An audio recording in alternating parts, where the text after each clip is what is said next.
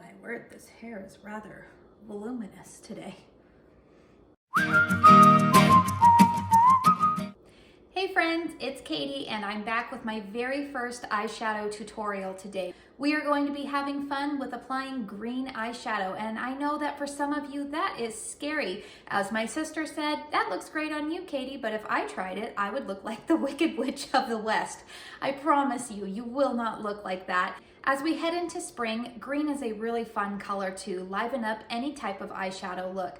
Although we are using the shade green today, you can use these tips to apply with any eyeshadow color. Basically, what we are going to do today is incorporate a pop of color with some neutral shades. If you are new to my channel, welcome. My name is Katie. I am 37 years old. I love beauty, practical, and affordable fashion. We'll use that term very loosely.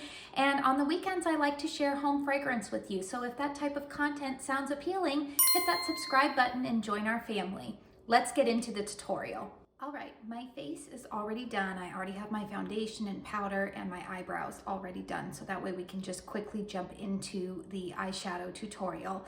I will be linking everything on my face in the description box down below, so make sure that you check that out. If there are any links, they are not affiliated. Nobody knows who I am. That's fine. As I go along, I will try to pop up a picture and circle each shade that I am using from the palette, so that way you can kind of play along here. So as it turns out, the best lighting in my house for me to do these tutorials until I can afford artificial lights right now is in front of my kitchen window.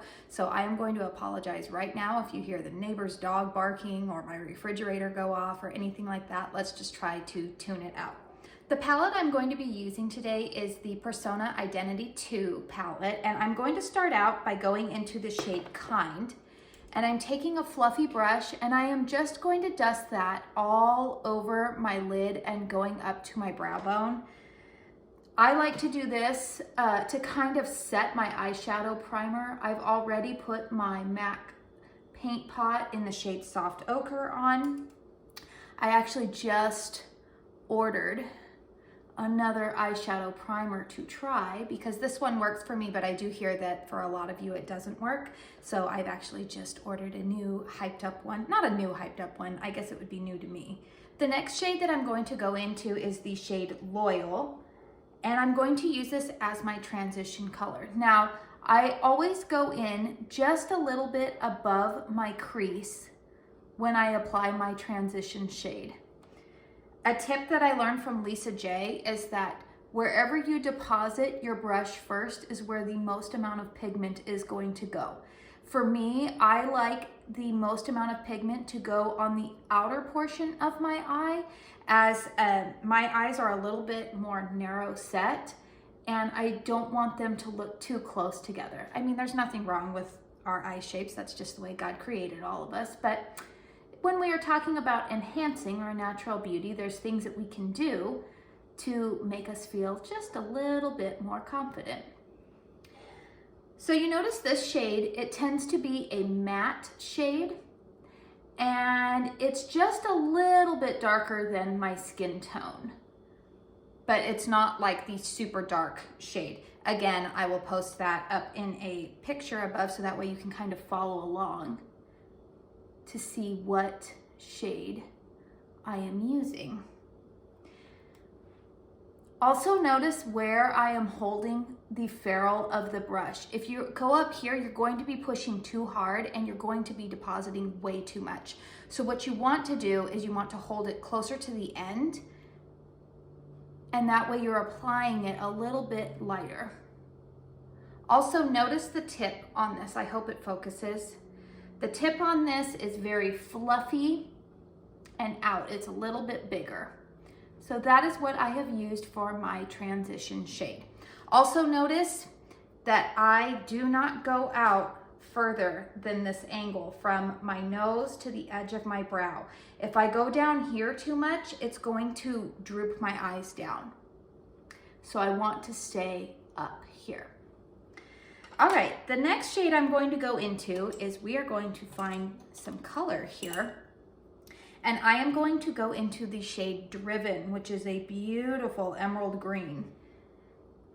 Whenever I pick up my shadows, I always tap it off. Now you might see some of the particles fall off there. I am going to gently go in and press this all over my lid. Notice that I am not like swiping my eyeshadow. I am gently just patting it onto my lid. Oh, that's a beautiful color. I am keeping this just on the lid. I'm not going above my crease. And I'm not taking it all the way into this inner corner because that is actually, again, going to close in my eyes. Now, if your eyes sit a little bit wider on your face, you could probably get away with that. But on my face, it just is not the most flattering. All right, so I have applied that green all over my lid. The next thing I'm going to do is I'm going to go in with a fluffier crease brush. This one is the BK Beauty. This is from their travel set. This is their 202 brush. I do know that they make this in a full size as well. I'm going to take that brush and I'm going to go into the shade Brave. This is like a kind of a warm brown color. And I'm going to apply that into my crease. Notice I'm not going as high as my transition shade. I'm just going into where that crease is. Again, not going further out than that imaginary line from the tip of my nose, well, I guess not the tip of my nose, but I guess the edge of my nose to the edge of my eyebrow. And this is just deepening up the crease. I'm also, again, not taking this all the way in. I basically only take it about halfway in. This is setting up what is referred to as the outer V. Ooh, this is pretty. Okay, the next thing I'm going to do is I'm going to take a BK Beauty 201 brush. This is any kind of like pencil brush. You want a very small dome type of look to it. And I'm going back into that shade Brave, that deep, dark brown. It's like a warm brown. It's very pretty. And I am filling in here the space between my crease and my lash line. Now I am only doing this on the outer portion. Do you see how that creates kind of what is known as an outer V or like a backward 7? Maybe it would actually look like a 7 in the camera. I'm not really sure. And I'm going to go ahead and do that on both sides here. Oh, these shadows just blend out so beautifully. I'm going to go back in with that 202 and just blend. A lot of eyeshadow application is really just about proper placement and patience. You know, I have been playing with eyeshadow and makeup, no joke, since I was probably about 11 or 12 years old. I grew up dancing. I was a competitive dancer with my dance studio, and so we had a lot of performances and competitions. So I had to practice a lot, you know, learning how to apply makeup because my mom, I mean, she did the best she could. But eventually I got to an age where my mom was not allowed backstage with me, and I had to kind of learn how to do it on my own. That is actually really where my love for makeup was born. I'm going to go back in again with the same brush I used earlier on that shade Driven, and I just want to deepen it up again. Sometimes when I blend out my matte shades, it can take away, you know, some of that pop that we had on the lid shade. I'm going to go ahead and just pat that in.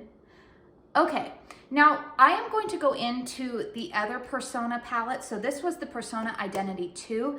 The original Persona palette, which is the Identity, I guess it's not called the Identity 1, it's just called Persona Identity, is more neutral shades. I will go ahead and pop a picture of that up here. It's definitely more neutral shades. It is a gorgeous palette if you have brown eyes. I know women with blue eyes also like it, but if you have brown eyes, every shade in there just really makes your eyes pop. So I am going to go into the shade Bombshell. It's a very light neutral green. And I am going to apply that on this inner corner here. Do you see how it just kind of lightens up when you compare the two eyes? It just provides a little bit more of green, but it lightens it up so it doesn't feel so dark.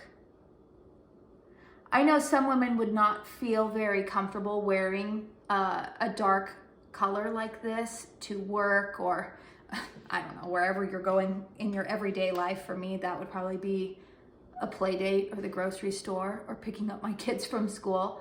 I will rock a smoky eye anywhere. I don't care. I love it. It's fun, and that's what makeup is. It's fun to me. All right, so here's the eyeshadow.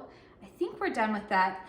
When I am done with my eyeshadow, usually the last thing I will do is I will go back in with the transition brush that I used at the beginning, and I don't apply any extra pigment on it, but I just go in and blend, because that is the trick to eyeshadow. You just want everything to look blended in seamlessly. All right, the next thing that I'm going to do is I'm going to go in with an eyeliner. I am using the Stila Stay All Day Smudge Stick waterproof eyeliner. This is in the shade Tiger's Eye. It's a very pretty green. I'll go ahead and swatch it here on my hand. I hope it'll focus. It might focus for you there. It's very pretty. It's got a little bit of shimmer to it. Now, you can go in right with your pencil if you'd like to and just line. For me, I used a trick that Stephanie Marie taught me. I like to take the brush and I pick up a little bit of that eyeliner, and then I apply it on my lower lash line, like so. I find that it just gives a little bit more blended out look. It doesn't go on as harshly for me. My eyes do naturally turn down a little bit toward the outer edges, and as we age, we want everything to lift up to give us a more youthful look. So actually, honestly, I've always preferred that look even when I was a teenager. So I guess it has nothing to do with age. But this is a trick that I really like to use. It makes it so that that lower lash line is not so harsh that it drags my eyes down. The next thing I'm going to do is I'm going to go in and line my top lash line. I like to use a black liquid liner for this look. I do a very mini baby wing. I am using this eyeliner from the drugstore. This is the Physicians Formula. Now, when I do my eyeliner, I don't follow it all the way down my natural lash line because, again, like I said, my natural lash line starts to go down.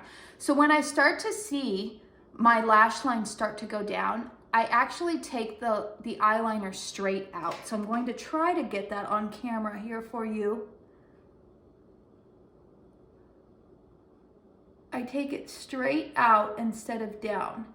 And I don't want to take it out any further than my crease right here.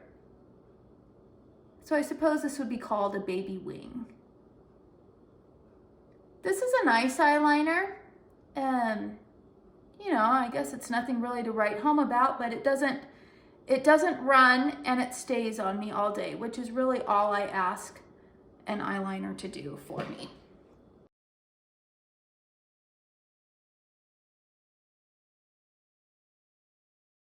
One of the things I do like to do on my upper lash line is I like to smoke out that liner. So what I do is I go back into the shade that I used on the outer V, which was the shade Brave, and I'm going back in with that Morphe angled brush, and I'm just going to go over that liner so that, you know, we still have the depth there on the outer corner, but it just kind of smokes it out a little bit so that, again, there is no harsh line. I am finding especially that as I get older, I want softer lines on my face. I don't really want harshness. All right, so the next thing that I'm going to do is I am going to apply my under eye concealer. Now, I do have a corrector on. I actually apply my under eye corrector before I even apply my foundation, but I wait until after I do my eyeshadow to apply my under eye concealer. I actually will apply mascara, but I don't apply that until I am all done putting on my makeup because I am a person who likes to use setting spray, and I don't want to apply mascara and then apply setting spray because I don't want the risk of it smudging. So the final eye look will be there at the very end of the video, so hang tight. Here is the completed eyeshadow look. along with the rest of the face. I hope you found this tutorial helpful today. If you did, please don't forget to hit that like button. And like I said earlier, if you like my content, I would love it if you would hit that subscribe button. Thank you again for taking the time to watch this video today, and feel free to check out some of my other videos. I will have them linked in the description box below. Until next time, I hope you go out and have a very blessed day. Bye.